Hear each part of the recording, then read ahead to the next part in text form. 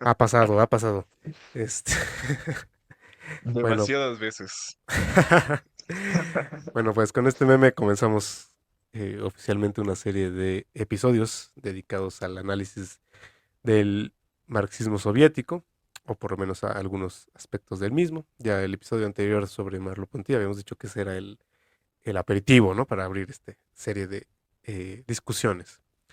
Hoy vamos a hablar del caso Stalin desde la lupa revisionista de Domenico Lo Zurdo, específicamente lo que tiene que ver con eso que Lo Zurdo tuvo a bien en llamar la dialéctica de Saturno, es decir, el proceso por el cual el triunfo de la revolución se vuelve contra los revolucionarios, tanto contra el régimen, ¿no? Naturalmente no podemos ser exhaustivos, ¿no? Ni mucho menos, de modo que nos vamos a contentar, o bueno, por lo menos yo me voy a contentar, no sé si a Pablo le haga feliz eso, simplemente con sugerir algunas tesis sobre el libro, ¿no? En todo caso, yo soy Ángel Peralta, esto es Parelio, un podcast de teoría crítica y crítica de la economía política, y del otro lado está Pablo. Bienvenidos, bienvenidos, bienvenidos todos los que nos asisten aquí el día de hoy y que pues vayan sumando con el tiempo.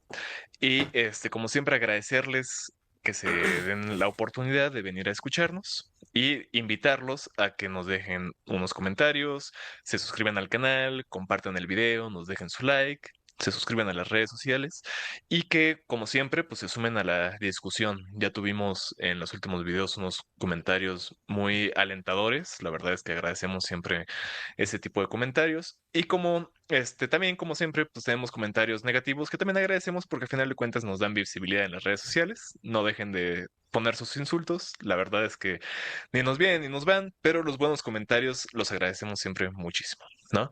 Entonces, quédense el día de hoy. La discusión sobre lo zurdo yo creo que se volverá muy interesante porque además entiendo que es una de las fuentes de la apología o de la apologética estalinista que se ha vuelto más conocida, más popular en los últimos años.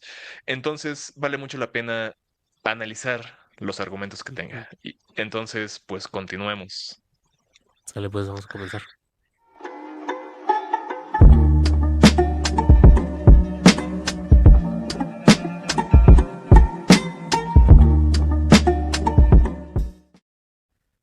Bueno, pues antes de empezar propiamente, quisiera hacer un disclaimer, por así decirlo, acerca del punto de vista desde el que estoy considerando la cuestión, diríamos la cuestión soviética, pues, ¿no?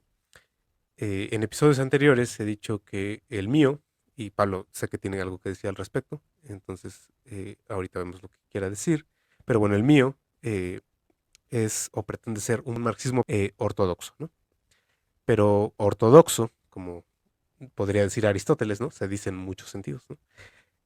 Uno, en el sentido ortodoxo, podría entenderse en el sentido de dogmático, cuadrado, textualista, ¿no? Que toma por verdad y por ley todas y cada una de las frases escritas por Marx, incluso las de la servilleta, ¿no? Bueno, pues yo no soy ortodoxo en ese sentido, ¿no? Y bastaría con recordar mi crítica a la horrorosa malinterpretación que Marx tiene de Hegel en la Sagrada Familia para darse cuenta que no soy ortodoxo en ese sentido. Dos, se puede entender por ortodoxo en el sentido de Kautsky, ¿no? De la ortodoxia de la Primera Internacional, es decir, en el sentido de una filosofía de la historia un poco mecanicista y progresista que tiene por destino la llegada inevitable del comunismo después del capitalismo, etcétera. Ya saben esa historia. Esa tampoco es la ortodoxia que suscribo, ¿no? Tres, por ortodoxia puede entenderse una postura hermenéutica, ¿no? Una que no solo le otorga caridad interpretativa a un argumento, sino que busca y defiende la coherencia de una teoría, ¿no? En este caso la de Marx. Perdón. Ahora, de acuerdo con el principio de exégesis científica de George Stigler, y en esto estoy siguiendo a Andrew Kliman, ¿no? En este libro, el principio de exégesis científica, perdón, eh, el compromiso hermenéutico no implica afirmar la verdad de la teoría, en el sentido de su correspondencia con la realidad, ¿no?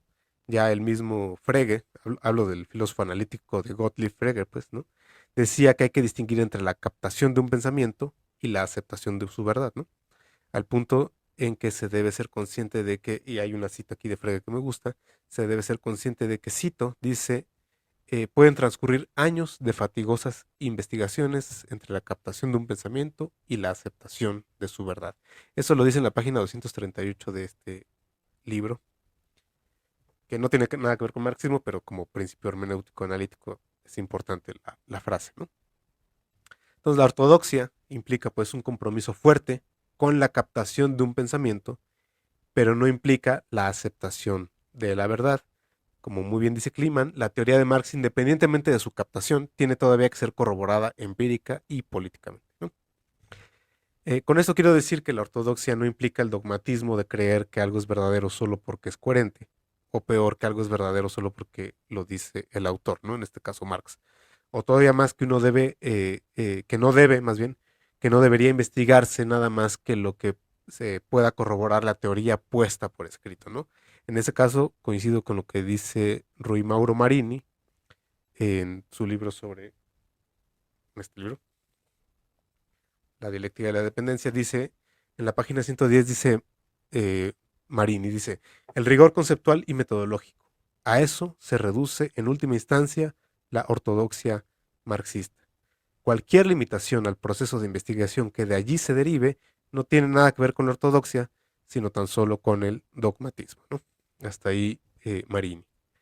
Ahora, algo que distingue a la hermenéutica ortodoxa respecto del mero análisis lógico es que no solo se trata de corroborar que las conclusiones se sigan de las premisas, sino que hay que interpretar regresivamente las premisas a la luz de las conclusiones, ¿no? Esta mirada, podríamos decir también post festum, ¿no?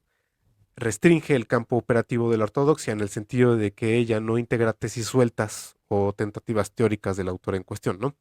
Estas tesis pueden ser sin duda, o sea, las tesis sueltas pueden sin duda ser evaluadas a la luz de la teoría redonda, pero la ortodoxia no está obligada a comprometerse con ellas, ¿no? Esto es relevante porque para la ortodoxia marxista, la teoría más acabada es la crítica de la economía política, ¿no? Es decir, el cuerpo integrado por la teoría del valor, la teoría de la explotación, de la acumulación, de la lucha de clases, de la caída de la tasa de ganancia, etcétera, ¿no? En cambio, el proyecto revolucionario de una sociedad comunista no cuenta con una teoría así de acabada por la simple razón de que esa sociedad todavía tiene que ser ensayada, pues, ¿no? O de que no hay una perspectiva post festum al respecto. El marxismo, ¿no? Por cierto, está comprometido con este ensayo, pero no su ortodoxia. Y sin embargo, yo soy marxista en los dos sentidos, ¿no? En el sentido ortodoxo de buscar la coherencia y en el sentido de reconocer la necesidad de ensayar esta nueva sociedad, pues, ¿no? Que es todo el sentido de la crítica de la economía política. Eh, Uno y otro aspectos, ¿no? Por otro lado, y ahora desde un punto de vista más amplio, hegeliano, uno y otro aspectos son momentos del desarrollo conceptual del marxismo, ¿no? De la propia autoconciencia del marxismo, por más que puedan diferenciarse, escindirse y hasta incluso confrontarse, ¿no? Y en esta medida también el bolchevismo, ¿no? Es parte de este desarrollo autoconsciente, por más que según mi punto de vista se trate del momento del juicio infinito del marxismo, podríamos decir, ¿no? Como el de la frenología de la razón que observa en la fenomenología del espíritu de Hegel, ¿no?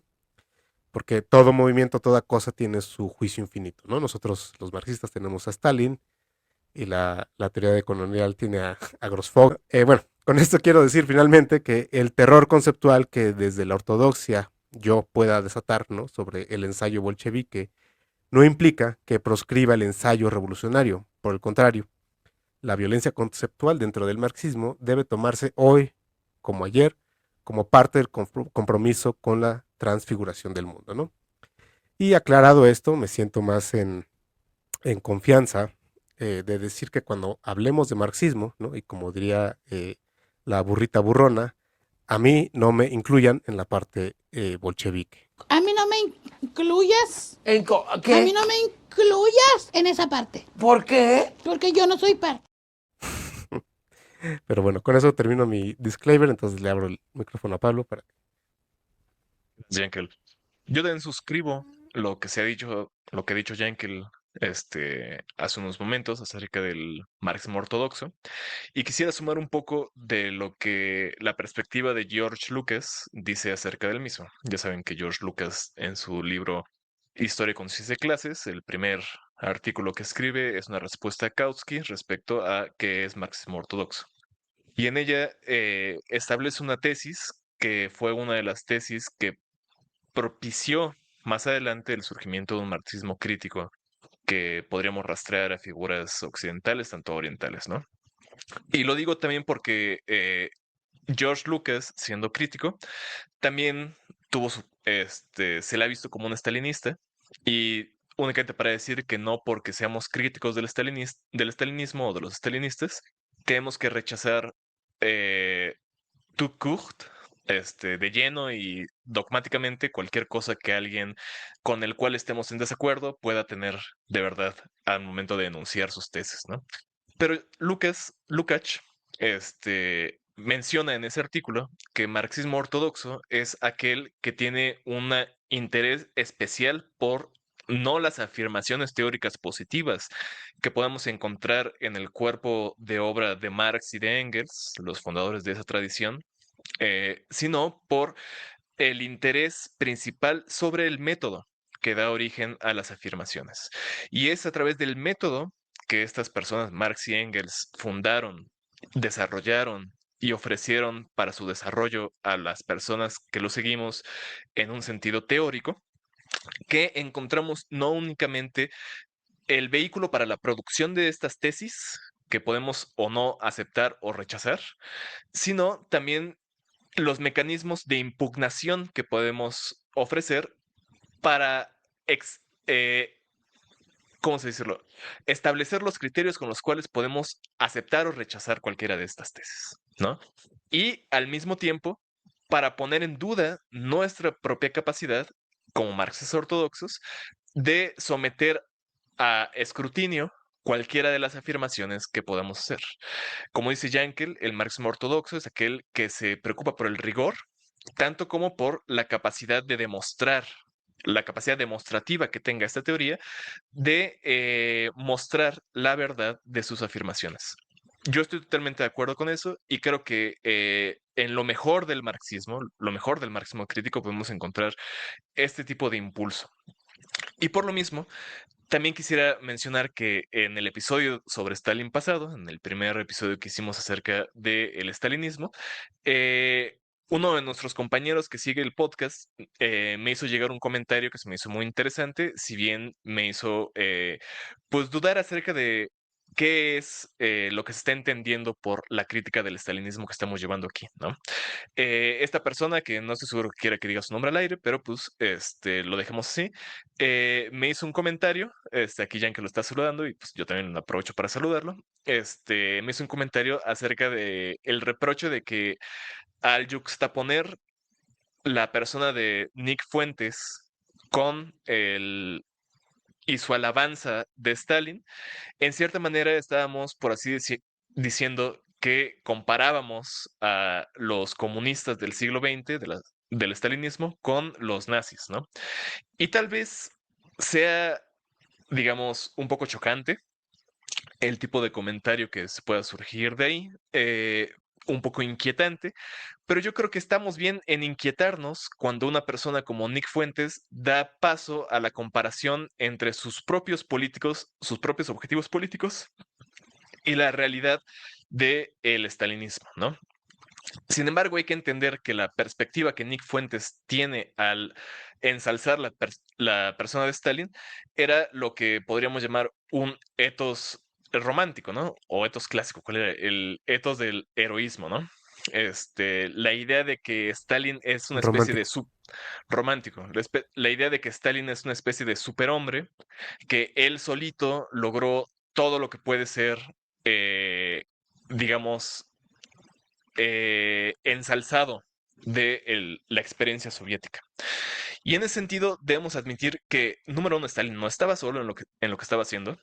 Mucho de la apologética stalinista se enfoca únicamente a rehabilitar la imagen de Stalin como persona, su psicología, sus actos, sus intenciones, su deliberación respecto a cómo llevar a cabo cierta política o no, y mucho menos se enfocan a los contextos económico-políticos en los cuales se desarrolla la actividad de una persona como Stalin. Es ahí donde yo creo que el marxismo ortodoxo tiene la obligación de anteponer a las perspectivas psicologistas el tipo de consideración que intenta relacionar lo particular con la totalidad de la cual pertenece. Y al hacerlo, hacer ver cómo cada elemento particular es sesgado y es insuficiente en lo que nos pueda decir respecto a un fenómeno social, respecto a la sociedad en la cual se desenvuelve una persona en este caso, y es necesario, como digo, relacionarlo con el resto de elementos que componen la totalidad para ver qué lugar ocupa en esa totalidad. Mientras no se haga esto, recaemos únicamente en una perspectiva abstracta de la cuestión que nos impide realmente ver cuáles son las relaciones sociales efectivas que constituyen la esencia de esta sociedad, la esencia económico-política de esta sociedad, y por lo tanto torna cualquier tipo de apreciación que podamos tener de las realidades en pura ideología, en pura ideología en el sentido peyorativo de la palabra, ¿no? Únicamente como una fantasmagoría de la razón.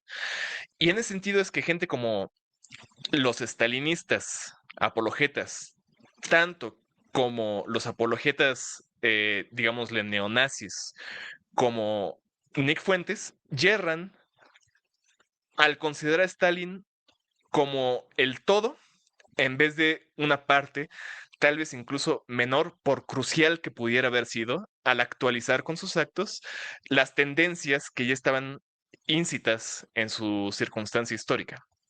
Si nos deberíamos sentir inquietos, incómodos con esta clase de comparaciones, es porque de hecho tendrían que traer a la luz ciertas realidades que deberían sernos incómodas en cuanto a cómo se comprenden este tipo de fenómenos.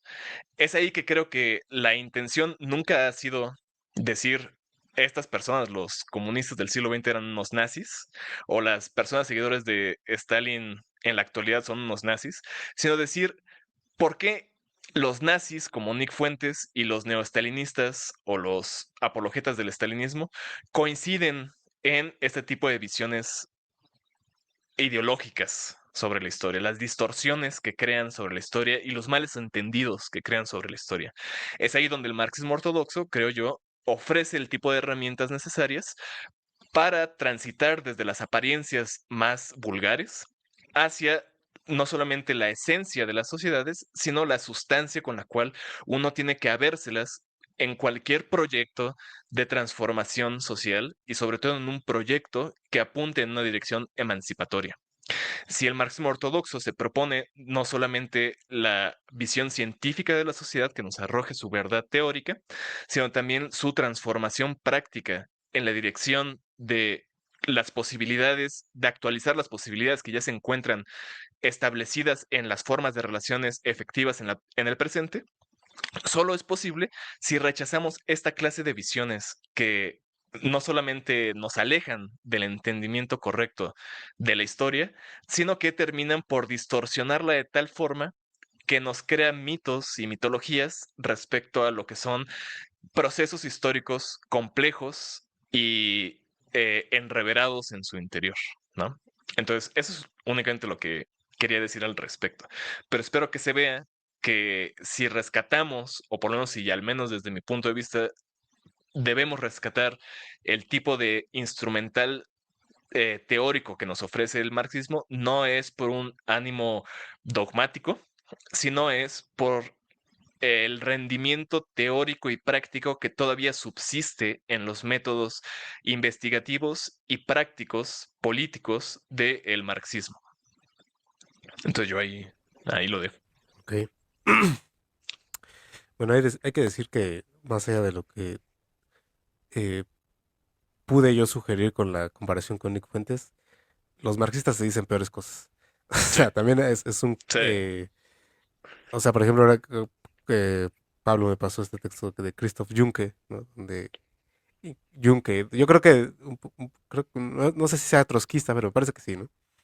Eh, dice que Stalin era peor que Hitler, pues, o sea, Sí, ni siquiera lo está comparando con los dos, sino dice que era peor.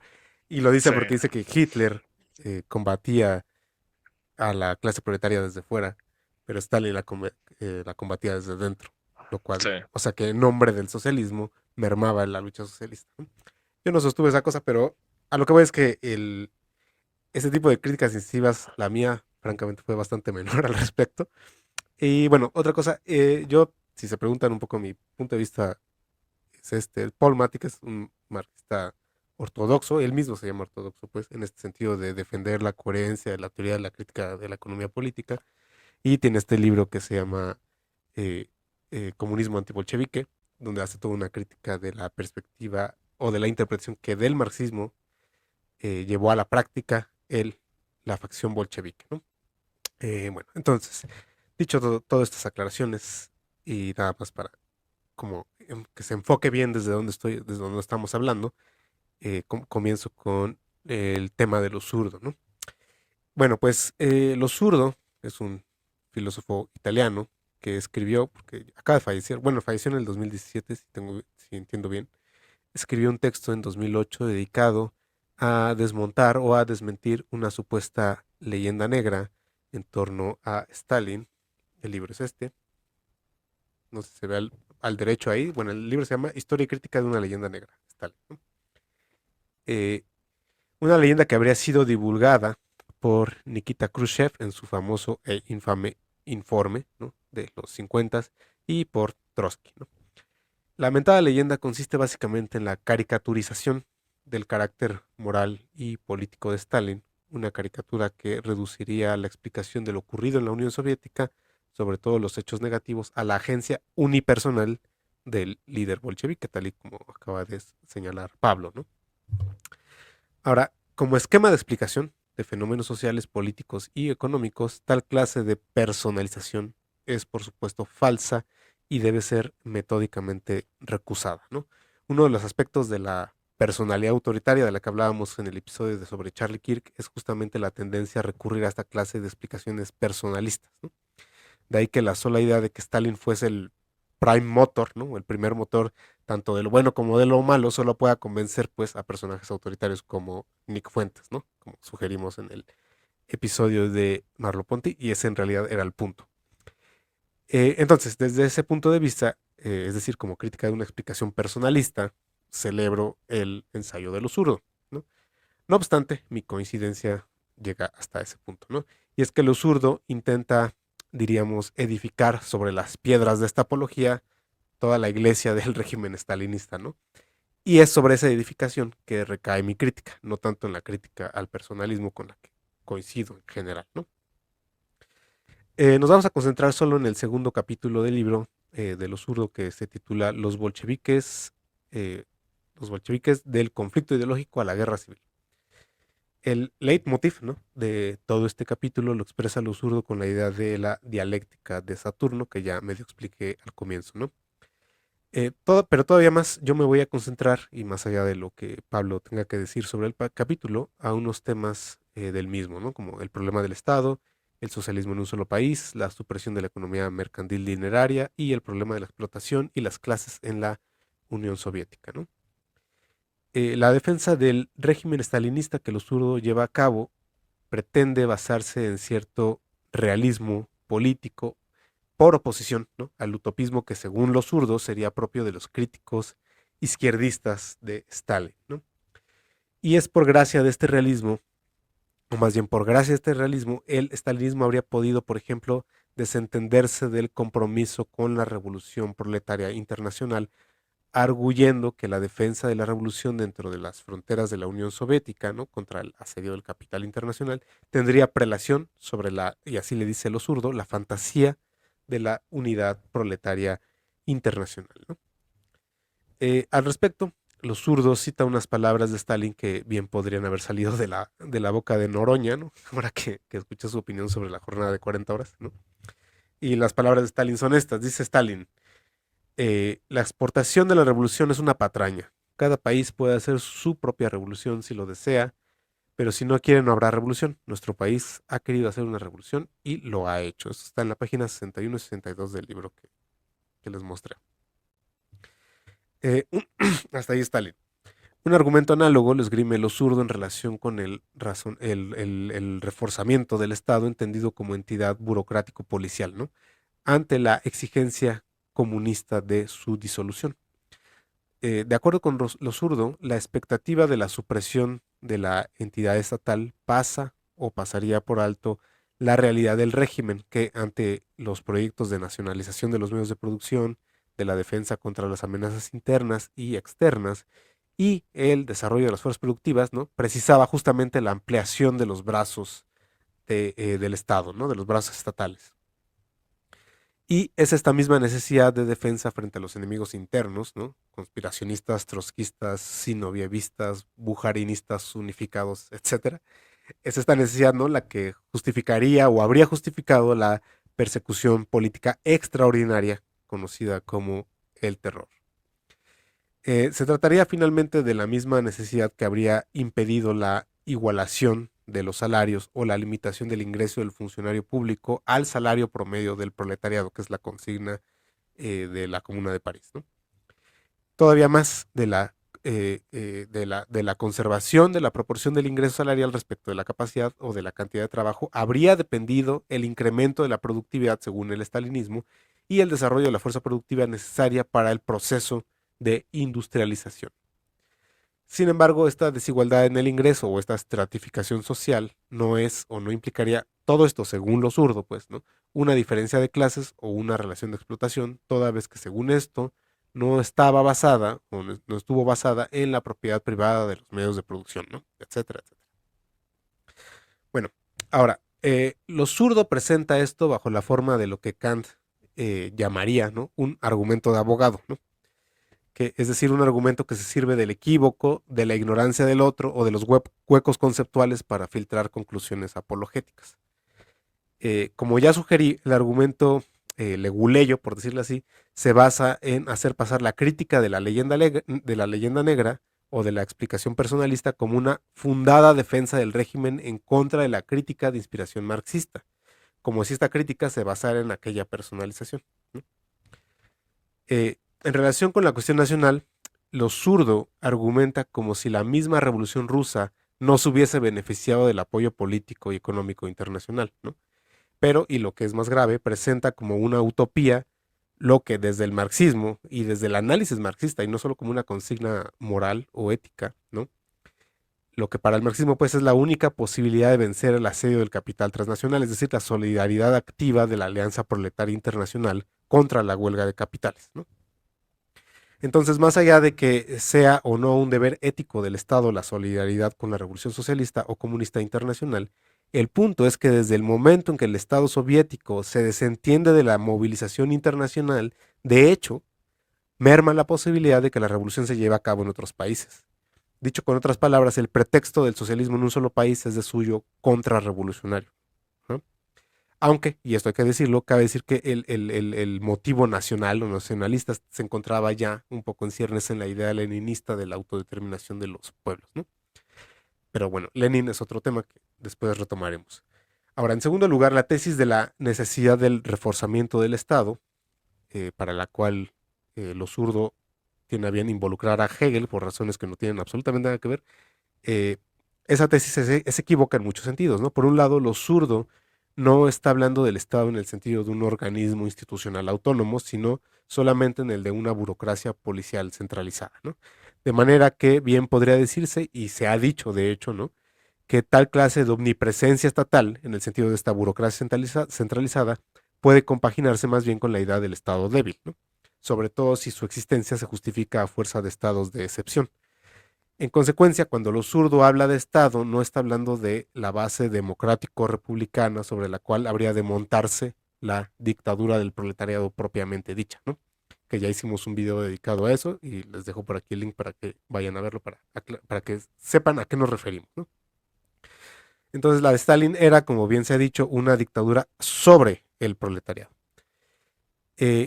Los defensores de Stalin tampoco creen que el Estado de Stalin haya sido un Estado proletario, ni siquiera los zurdos y tampoco Merleau-Ponty. Los dos, de hecho, admiten que la dirigencia, no solo del partido, sino también las funciones del Estado, no estaban dirigidas en función de los intereses del proletariado, sino del interés del socialismo que por decreto se quería instaurar sobre el proletariado, ¿no? Por otro lado, es equívoco porque lo zurdo presenta esta presunta necesidad de reforzamiento de la entidad estatal como una prueba en contra de la pretensión utópica de su disolución. Pero una cosa no se sigue de la otra. Incluso si damos crédito al argumento de lo zurdo, que tal régimen centralizado tenía la necesidad de reforzarse contra la amenaza de disolución, ¿no? De ningún modo queda probado, contrafácticamente diríamos, que esa fuese la única posibilidad de defender el socialismo, concediendo que eso que implementaba el régimen stalinista pudiera llamarse así, ¿no? Ahora, la idea es finalmente equívoca porque, y este equívoco lo comparte lo zurdo junto con sus críticos, con los críticos del stalinismo, pues, ¿no? Es equívoca porque presupone que el Estado debe tener en su agenda su propia desaparición, cosa que no tiene ningún sentido desde un punto de vista materialista ni organizacional, ¿no? No es como en el caso del proletariado, que el proletariado tiene como principal misión desaparecer la explotación, la relación de explotación, con lo que desaparece su condición de clase explotada, ¿no? Esa desaparición es simplemente la consecuencia de la consecución de la misión proletaria, pero no es lo mismo en el caso del Estado. En este punto se pone de manifiesto un cierto intelectualismo, por decirlo así, que afecta a gran parte de la izquierda, desde mi punto de vista al menos, y que consiste en creer que la misión de los agentes sociales puede establecerse por decreto, ¿no? O sea, en eso hasta no parecen materialistas, ¿no? Porque desde un punto de vista marxista, la misión de los agentes políticos está definida por las relaciones sociales que los definen, ¿no? Por ejemplo, la misión proletaria está definida por su antagonismo con el capital, ¿no? Del mismo modo, pues la entidad estatal, y con mayor razón aquella que deliberadamente inhibe la autonomía proletaria, está definida por su función como mediadora del interés capitalista en detrimento de la clase obrera. De manera que desde un punto de vista materialista es imposible entender en qué se basa la expectativa de que el Estado haga algo en detrimento de las relaciones que definen su existencia y su misión funcional, ¿no? Para dejarlo en claro, el único agente que puede forzar la desaparición del Estado es, pues, el proletariado internacional organizado y su dictadura, ¿no? Lo demás sería pedirle peras al olmo, ¿no? Bueno, ahora, según lo zurdo, la ampliación del Estado no implicaba la ratificación de las relaciones de explotación de clases, porque la diferencia, por ejemplo, entre la burocracia estatal y el proletariado no se establecía por virtud de la propiedad privada de los medios de producción. Pero es aquí donde mejor puede apreciarse el enfoque leguleyo, ¿no? De lo zurdo, con el perdón de las abogadas y los abogados que nos vean, pues, ¿no? Lo utilizo solo por el término de Kant, pues, ¿no? Porque pareciera que no hubiera leído que lo que define, en el Capital, pues, ¿no? Que lo que define la relación de explotación, como hemos dicho aquí en cada episodio, ¿no? Prácticamente, es la expoliación del tiempo de plus trabajo, ¿no? Entonces, nos va a decir lo absurdo que la burocracia no se alimentaba del plus trabajo de campesinos y de obreros, ¿no? ¿Y en qué sentido esa explicación contribuía al desarrollo de las fuerzas productivas? ¿Qué tenía que ver? Pues, ¿no? No estoy diciendo que no hubiera desarrollo de las fuerzas productivas, pero ¿qué tiene que ver la apropiación del pues, trabajo por parte de una burocracia con el desarrollo de las fuerzas productivas? Esa es mi pregunta, ¿no? O cómo habría que entender, pues, la diferencia salarial, ¿no? Y aquí pongo entre comillas salarial, entre la burocracia y proletarios, si no es como una forma de expoliación o de extracción de plus trabajo. Y lo pongo como entre comillas porque si se ponen, si ellos definen su salario muy por encima del proletariado, de, por efectos o por conceptos de su trabajo como funcionarios, su ingreso ya no es por concepto de salario, ¿no? Eso ya están viviendo o ya están transfiriéndose para sí el plus trabajo social o el plus producto social a través de un ingreso monetario. En ese sentido ya no es salario, ya no están cubriendo solamente lo necesario para la reproducción de su fuerza de trabajo, ¿no? Entonces, bueno, yo dejo hasta ahí el punto que quería criticar de lo zurdo y todos estos huecos, ¿no? No sé qué quiera decir Pablo al respecto. Yo creo que lo zurdo hace gala de un tipo de argumentación que lo publiqué el otro día en Facebook, no solamente porque es, digamos, como leguleyo en el sentido de que se vale de la ignorancia de su público, o de trucos argumentativos para no hacer ver sus carencias, sino que también presupone que su público no se va a dar cuenta de este tipo de cosas. Es decir, es condescendiente con su público, esperando que sean desinformados y que sean de hecho tontos los que lean este tipo de cosas. Lo zurdo está abdicando del objetivo socialista del todo en la medida en que abandona no solamente los objetivos de la revolución internacional, la reducción del salario de la burocracia, acabar con la burocracia, acabar con el Estado, todo este tipo de cosas, sino que en ese sentido, y como lo puso Ross Wolf en uno de los artículos que tuvimos oportunidad de revisar para este episodio, eh, como dice Ross Wolf, en eso lo zurdo incluso va más allá que el estalinismo. La idea del socialismo en un solo país sí era la abdicación de la misión proletaria internacional, pero siempre se abdicó de ella justificándose en la idea de que en el futuro sería posible, cuando el desarrollo de las fuerzas productivas hiciera propicio el surgimiento de revoluciones internacionales. Si algo se le criticó al estalinismo durante el siglo XX,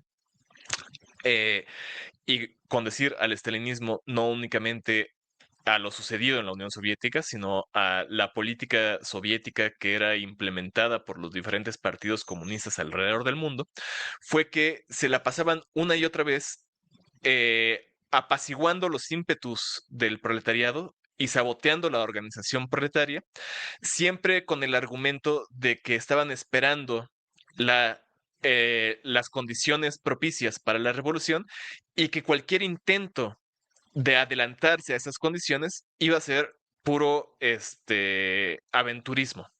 Iba a ser como se le criticó al Che Guevara, por ejemplo, y a la Revolución Cubana. Se les acusaba de aventurismo en el sentido de que simplemente eran actos individualistas que intentaban anteponerse a los designios de la historia y que por lo tanto iban a fallar necesariamente porque no se había llegado al punto en el cual el desarrollo de las fuerzas productivas produjera las condiciones necesarias para que ahora sí, dirigidos por el Partido Comunista de la Unión Soviética y su liderazgo en la figura de Stalin, se organizara la revolución internacional. Mientras tanto, el desarrollo del socialismo en un solo país era no solamente posible, sino necesario. En esa medida, el estalinismo tenía la perspectiva de que el desarrollo de la historia, en este concepto de positivo de historia, que paradójicamente compartía con sus enemigos ideológicos la socialdemocracia y la socialdemocracia alemana en particular, y esto es algo que gente como Walter Benjamin han expresado correctamente, por ejemplo, en las tesis sobre el concepto de historia, eh, no todavía rechazaba la idea marxista de la revolución internacional, simplemente la postergaba indeterminadamente mientras el tiempo de espera de las condiciones para la revolución se dilataba ad infinitum, ¿no? Entonces, en la práctica rechazaba esta posibilidad, pero en discurso la seguían aceptando, mientras que lo zurdo lo rechaza en la práctica y en el discurso. En la figura de lo zurdo iría más allá del estalinismo, en la medida de que él ya para nada considera que es posible la revolución proletaria, la revolución socialista. Él considera que el Estado va a ser eternamente necesario porque va a ser siempre necesario que una casta burocrática se apropie del plus trabajo de los trabajadores para su redistribución a través de mecanismos de toma de administración de la vida social, en vez de que sea el proletariado el que en práctica se apropie de los medios de producción, tomando la dirección de su vida económica en sus propias manos, ya sea a través, o sea, ya sea directamente a través de la gestión de los entes económicos que puedan existir, como políticamente a través de las instancias de mediación que puedan verter las voluntades de esta masa proletaria en representantes que hagan valer sus designios en la forma de leyes, en la forma de todo tipo de cosas que tengan que ver con la administración pública de una sociedad, que no necesariamente tiene que ser estatal. Entonces, en esa medida, lo zurdo representa no únicamente una apología del estalinismo, sino representa también lo que también Ross Wolf expresa como una ideología del fracaso, una fracasología, si queremos, ¿no? No únicamente un derrotismo, sino una ideología nacida del fracaso, que Conformismo. además es un conformismo completamente, Ujú. que además no solamente es respuesta al fracaso de la Unión Soviética en sus intentos de traer a realidad el ideal socialista, sino también fracaso de el derrumbe de la Unión Soviética, el derrumbe de el bloque socialista y de las socialismos realmente existentes en el siglo XX. No es como en el caso de Merleau-Ponty, que está haciendo una apología del estalinismo en épocas donde la Unión Soviética sigue existiendo y por lo tanto hay un proyecto político que se puede defender, sino es una defensa de aquello que ya ni siquiera existe en el 2017 cuando escribe este libro. En el 2008, perdón. Lo zurdo y mucho del estalinismo contemporáneo se diferencian del estalinismo histórico en la medida en que ese objeto que están intentando defender ya no es ni siquiera el desarrollo eh, positivo de un proceso político que siempre puede dar un giro en una dirección distinta y siempre tiene abierta como posibilidad el desarrollo de sus propias potencias en la dirección de de un proyecto emancipatorio, sino que ya está cerrado porque ya no existe. Se está dirigiendo hacia la historia como una especie de anticuario, en ese sentido nietzscheano de la segunda intempestiva, únicamente para ver los hitos del pasado como algo que hay que contemplar y algo que hay que defender únicamente porque en la lógica losurdiana, presumiblemente, eso es necesario para los proyectos socialistas del futuro. ¿En qué sentido? ¿En qué medida deberíamos nosotros defender ese tipo de proyectos cuando lo único que hicieron en los hechos, como mencionó Yankel y como yo también he dicho, fue sabotear la organización del proletariado en la búsqueda de su emancipación, ¿no? En esa medida, lo zurdo y este neoestalinismo que lo zurdo representa y que ha sido bastante exitoso, como decía yo hace unos momentos, eh, no solamente son una ideología del fracaso socialista, sino una ideología que condena al fracaso cualquier intento de organización política hacia los fines del socialismo, hacia la causa proletaria. En esa medida yo creo que el discurso de lo zurdo, no solamente por los errores conceptuales, la falsificación histórica, la abierta apología de regímenes autoritarios, debería ser desechado, sino también porque en esa medida deja de ser socialista. El de lo zurdo ya no es un discurso socialista, es un discurso de otro tipo. Podemos analizar qué tipo de discurso sea y podemos criticarlo en términos del tipo de discurso político que está enarbolando, pero ya no se trata en ninguna medida del discurso que históricamente se ha entendido desde el siglo XIX y hasta la actualidad como socialismo, ¿no? Entonces, yo suscribo las críticas que Yankel ha hecho a la visión económico-política de lo zurdo, porque también me parece que da por bueno una serie de medidas políticas que de ninguna manera podían ser conducentes a la emancipación proletaria y mucho menos a la construcción de una sociedad que se pueda llamar socialista. Pero también creo que vale mucho la pena señalar que este tipo de discursos neoestalinistas, el del zurdo en particular, conducen hacia una visión nihilista de las cosas, una visión nihilista de la acción política que enarbola y ensalza a estas figuras autoritarias únicamente porque, aunque aquí ya no se presente como un personalismo, sí se presenta como la nulificación de la personalidad en la historia. La historia ya no es un campo de disputa donde los sujetos pueden hacer valer diferentes formas de concepción de la dirección en la cual quieren llevar sus relaciones sociales, sino se reduce únicamente a la acción irrefrenable de una fuerza, de una autoridad eh, exterior ajena, impersonal y que no puede ser desviada en ningún momento de su cauce porque ya está establecido y porque nada lo va a cambiar, ¿no? Es la renuncia a la agencia política de los sujetos en la historia, porque se concibe a la historia ultrapositivistamente como aquello que tiene una dirección preestablecida y que solamente los sujetos deberían encargarse de actualizar una y otra vez en su curso, ¿no? Entonces, yo ahí lo dejo. Muy bien. Por fin pudimos acabar un episodio en menos de 50 minutos.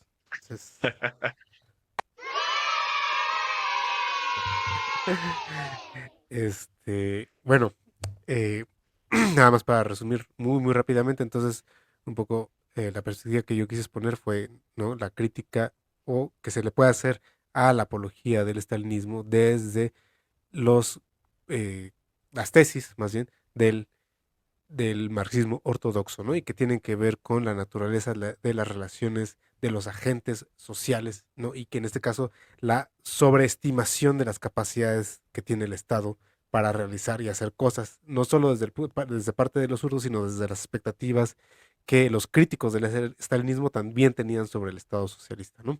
Sobre todo, pero bueno, todas las demás críticas también iban un poco en ese sentido.